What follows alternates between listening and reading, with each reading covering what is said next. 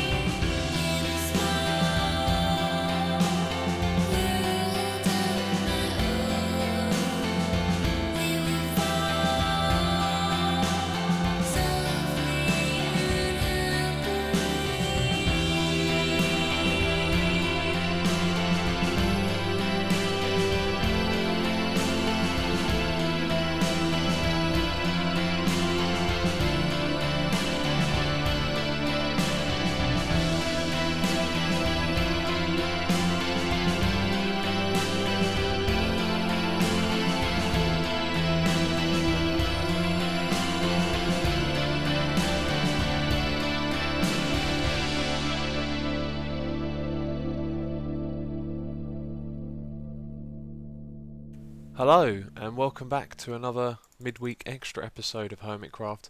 Today, as always, things are going to be a little different from the normal format because it's the midweek episode, so there's things that I want to talk about. Quite conveniently, I've got a load of well, maybe not a lot, but some things to talk about that have gotten in the way of recording Hermitcraft, so it's kind of nice to have a talky episode at the moment as it goes because I don't have a lot of time. But yes, the time lapse you saw that I built, these I don't even know what to call them. We'll call them water walls, I don't know. But yeah, we built these and this was requested by all of you in the comments. You all voted for water. It was really unanimous actually. I went and checked the comments about an hour or two after the video went up and it was just water, water, water. So, oh, and I can't pronounce water properly. It's water, but I say water. So yeah, anyway, the time lapse. I hope you enjoyed the music. That is one of my favourite bands, Autumn Grey Solace, and they just put out a new album, and I have been addicted to it. I cannot stop listening to it, and that is my favourite song off the album. So I got in touch with them and said if it was okay to use songs on the new album in my videos. They said it's fine. So I thought I'd put together a little time lapse of me building that, and also taking all of my diamonds, using the fortune pick on them and crafting them into these blocks. So we have 53 of them, which is pretty awesome. And I've got to address something. A long time ago I made a joke about throwing a stack of diamonds into lava, and I did actually have a plan to do that, and the real reason was just kind of to troll people, but to sort of make a point about getting diamonds. But back then, at the time, I was off work and I was doing a lot of strip mining. Sometimes you're just in the mood for doing different things when you're playing the game, and I was just doing loads of it. Think I had about 5 stacks of what I had in here, the diamond ore, and I thought, yeah, I'm going to have a stack of diamonds easy. I never used diamond tools at the time. I was always using iron, and so quite foolishly I made a comment about throwing a stack of diamonds into the lava, and no way I'm going to do that, because now I'm not really into strip mining anymore, so I don't have a stack to throw away, but I do have a lot. I've kept them saved up, and actually the place that we should put that is in here. And oh yeah, we got more diamonds. I think we're going to fall short of a stack there. Let's just see how many we get from this. It's not going to be many at all, is it? About 3 if we're lucky. Yeah, 3 and 1's left over. Yeah, but anyway, we should store these in there. Put the extra one in this chest, and then whenever I'm at the end farm, I don't have to worry about bringing diamonds over or not having any, or sorry, not having enough, because they're all going to be in this end chest. So what I'm going to do next is take all of this lapis and turn that into lapis blocks as well, but it'll give me an opportunity to talk about something that I've been busy with over the last few days. For those of you that follow me on Twitter, you would have seen and also on Facebook, I posted it there as well. You would have seen that I posted a picture of the new map that I've been working on, and this map is called Beast. And why is my texture pack not working? That shouldn't be like that. Oh, I think it's because we're in the newest snapshot. Oh, that always catches me out, that does. Yeah. Anyway, yes, this map that I've been working on has been taking up a lot of time. And map making is something that I'm new to, and I learned a lot when I done cube control, and once again I learned even more doing this next one. But I'm just going to tell you for a bit about what I've been doing with this map creating, and yeah, how it's been going along. So it's not really going to be anything interesting to watch unless you want to watch me break up loads of lapis. It looks like I might go quite high into the sky doing it like this. Probably shouldn't do that really. So yeah, I had an idea for a map, and the idea stems from doing cube control. When I thought about how I could approach that, I took every little thing about the game, including how you're given resources, how different rules affect the gameplay, etc. And basically I came up with a wide range of variants for what I could do for that game, all based around PvP and Bed Wars. And because of that, I now have tons and tons of ideas to make more and more. Oh, we're level 35. I tell you what, we should do an enchantment before we do any more of this. But yeah, I came up with a lot of ideas for how you can make many different types of PvP maps, because there's lots of variants to rules, the way you can give players resources, and yeah, just the environment you can put them in. So what I wanted to do was take all of that stuff that I'd thought about and then turn it into a bunch of different maps, taking a different variety of those things that I thought about each time, and then just making a map out of it. So the next one that I wanted to do, I wanted to have an enclosed area, and I wanted it to be a 4-way fight rather than a 2-way PvP scenario, and have that enclosed. Sorry, no, I've already said that, haven't I? Enclosed in an arena. The other thing I haven't told you is, oh yes, that it was a trading system to gather your resources. So we covered the whole going out and fighting for individual resources to create things, although that did end up with a lot of trading in itself, that particular one, the cube control. But this one that I've done is all around resources. You get where am I going? This is the problem with me trying to talk and do something at the same time. You get given, let's just see what this is quickly. Oh, lovely. Look at that. We now have, well, provided I'm using this one at the moment, yeah, full dispenser full of them, that's good. Anyway, It's so difficult trying to talk and play, but yeah. I can't really remember what I was saying, but the map that I'm making at the moment bases around trading and currency. So you are distributed currency, and then you can trade it for weapons and armor, etc. And it's all really well balanced, except the game was very different from the prototype that I made. So what I learnt with Cube Control is that you have to spend a lot of time making your map. Like the final product takes a long time to MC edit everything in, make it look how you want. And if you do that from the beginning, like I did with Cube Control, you keep having to rebuild it and rebalance it, which means that it's a lot of effort. So this time round, what I did was I made up a mock-up map where I put no effort into how it looked at all, and it was just this open air, like 2 boxes on either side, and they gave you currency and they had traders to buy stuff with. And the code name for the map was Rush, because the games were really quick. You literally just rushed at each other. They lasted between 5 and 15 minutes, and they were really fun. Everyone seemed to enjoy it a lot. That's the people that I test with, geominers, some of the native guys, and a few other people as well. We all play together most nights, and my inventory is full. I should make a crafting bench, but I don't have enough. So yeah, we play together a lot, and we test my maps, and everyone seemed to really like it. And then I was like, okay, we played it a few times. I balanced everything with the trading system. I made it, to the standard that I wanted the game to be at, and then I decided to build the arena for it to be played in, to do all of the aesthetical stuff that takes up a lot of time after I'd got the game sorted out. And we came here for a crafting bench, didn't we? And that turned out to be like really difficult, because when we put the game inside the arena and turned it into a 4-way one, it completely changed. It just became a different type of game, and that was something that I hadn't anticipated, how much a environment can actually affect the game that you have itself. So I've spent the last 2 days just literally waking up, sitting on the computer all day. I mean, I met up with a friend and went for a cycle, but that's about it. I've just been working on it non-stop, testing it, and it is driving me mad because the game became very different.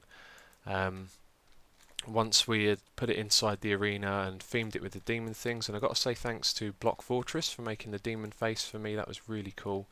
The game is going to be called Beast now, by the way. We've ditched the name Rush because it's not a rush game anymore. Now it's sort of a really tactical and long sort of PvP battle war. I don't know, whatever you want to call it. So yeah, so now I got very frustrated last night. I spent ages working on it, and it didn't feel like the game I wanted it to be.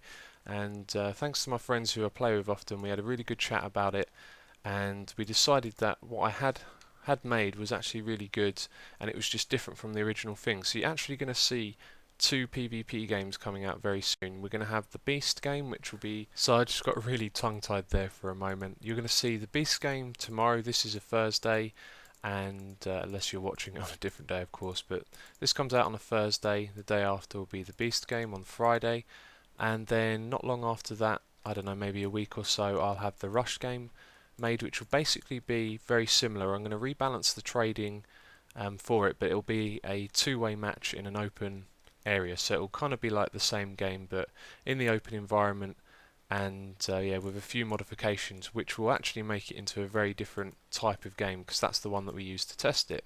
So that's what I've been doing these last few days, and that's why I really didn't have any time to actually record like a normal Hermitcraft, which is why I'm so glad this is a Thursday episode, a bonus one where I can just talk and stuff. And the feedback from you guys is that you really like listening to me talk because it's a break from the norm.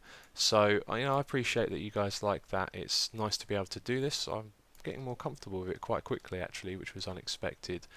But yeah, I don't think I want to do it that often, because I know there'll be some people out there that want to stick to the regular format and just watch me do what I normally do, which is build and redstone or whatever we're up to. Which I haven't done a lot of lately. I do want to do more redstoning. So yeah. So speaking of redstoning, I recently done a little bit of redstoning again. Yes, I filled this all up with lapis. Oh yeah, I was just thinking how cool it actually looks. I've never ever seen someone use this stuff for decoration in a base, apart from Kearshar kind of uses like obsidian, snow and lapis block patterns in his base, but I've never seen someone use the natural ores, and after destroying all of this I realised that I had quite a lot, and you could probably use this on walls and stuff. It'd be a different look, but I don't know, I just thought I'd throw that idea out there. But I was just about to talk about Redstone and the video that I put out recently of the door that I made. Now, I would normally just go straight into a tutorial when I come up with something, and that would be my way of showing it to all of you. But I just wasn't in the mood for doing a tutorial, really haven't been for a while again, and I think it's just one of those things. You do something for a long time and then you kind of just grow out of it, and it doesn't really suit what you want to do anymore. So I doubt you'll see too many more tutorials from me. I'll always try and do them, over time, but it's just not what I'm really into anymore. So instead of doing a tutorial, I just made a quick and simple promo video to show you what it does and let you know that the download's in the description, and that was one of the most well received videos I've had in a long time. Just got so many more likes and views than a tutorial would, and it made me wonder if maybe that's the best way to do things, and in a sense it gives me more time to actually create stuff, because the tutorial takes away a lot of time from doing things like creating. So yeah, let me know your thoughts on that. I'm pretty sure most of you are going to say that you want to see a tutorial and you'd like to keep me doing them, because that's why most of you have found me, but things do have to progress naturally, and I think there'll be less tutorials over time, but I do want to make an effort to keep them from time to time. There's an animal breeding machine that needs to be made, because apparently the new update breaks my one again, so maybe I'll do a tutorial for that, but I can't make any promises. Okay, we've gone past level 30. I think it's time to do another enchantment. Right after I made the pick I thought, oh, I should have done a shovel, but whatever, let's just enchant it and see what we get. And that is decent. No, it's not, it's fortune. Speaking of which, we can do things differently now because we have the anvil, and I actually recorded some footage of me playing around with the anvil earlier, so perhaps I'll edit that in and you'll see why that's not such a bad thing anymore, because basically we can use the anvil to mix that with an unbreaking pick and possibly get efficiency 5 as well. So here we are at the end farm, and I can't wait to try out this anvil. I'm a little surprised not to see one here already. I thought other people would have jumped on that, but we'll pop it down on the floor over here for now. And yeah, I'm looking forward to this. I don't think there's too many things you can do.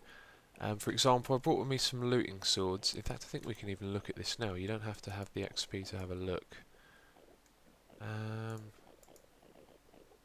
So the sharpness combines on those two. That's what I thought. You can get sharpness 5, efficiency 5, I think power 5 on a bow. Yeah, unfortunately it doesn't look like we'll be able to get more than looting. I didn't expect to, but if we had some swords here with just looting on, I think I have one back at the base, we might have been able to see if that was possible or not. But what I think this is going to be great for, this anvil, is picks like this. I've got efficiency and fortune. That one's just a normal building pick, one without anything, just the efficiency. And it's ones like this that I'd like to get the unbreaking on. So if we were to do that, well, actually, let's do it with that one, because the fortune, although I do have tons of those, we'll see if there's any price difference. But let's see. So we put in our efficiency, and for 21 levels, I think that's a pretty good deal. Efficiency 5, unbreaking 3. That is really good, because that's a used up pick. Now I'm wondering, what was that, 21 levels, and this one being another Thule pick, 33. So I don't think it factors in the fact that your pick is damaged. And I've also heard rumours that the damage level actually, the durability meter will actually be more than usual if you combine two picks together, but that's just rumour. Anyway, they both seem like really good deals. What if we done it that way? Too expensive, apparently.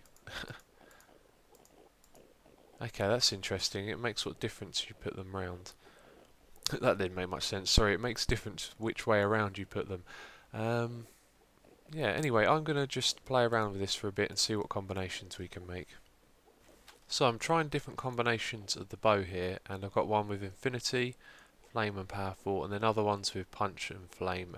These two have punch too, so if I do that with the punch 1 one, you'll see that you can keep the flame 1 and punch 2. It doesn't seem to be possible to increase either of those, but you can get up to power 5. Now I've been trying to combine this with the infinity one as well, so we can have power 5, flame 1, punch 2 and infinity, but unfortunately each time it says it's too expensive. but at the moment all I can do is just try putting different combinations of items, the ones that I have in there. It'd be nice to see when people figure out the code and figure out how it all works, to see what combinations are actually possible, but it looks like it's going to be the basic limitations that we have already, but you'll be able to get power 5, sharpness 5, I think even smite 5 as well. So anyway, there doesn't seem to be quite as many options with this as I thought there would be. And what I'm interested in getting at the moment is some silk touch picks. So we have an efficiency one there. I'd like to put unbreaking on that. We have an unbreaking one there. What else did I have? Another silk touch. That one needs efficiency, and we have an efficiency 4 there. And I think I have one more silk touch pick. Where was that? There we go. We've got another broken one. And unfortunately that doesn't have unbreaking. That's a good pick. I don't know why I took that one out. And that one there. Okay, so you can see... Oh, I'll tell you what we haven't tried yet. Let's just see what that looks like. Yeah, it puts the 2 meters together like it's in the crafting bench. But anyway, so we can get a whole load of silk touch picks like that. Let's find out what way around it's best to do. So 31 levels is quite a lot for that. Put the silk touch second. It's too expensive. Okay, it looks like it makes silk touch an expensive enchantment. So it's better to have that on the first item than on the second. But anyway, I'm going to need some levels to do this, so I'm going to have to level up. Just notice this up the top here as well. Sometimes you can actually rename the items. Not sure how that works though. Okay, that one isn't too expensive this time round, and silk touch was on the second one. Okay, yeah, sorry, I've just said that, haven't I? Okay, yeah, not sure how you get to rename these. That is... Oh no, look! There it is, there's a cursor.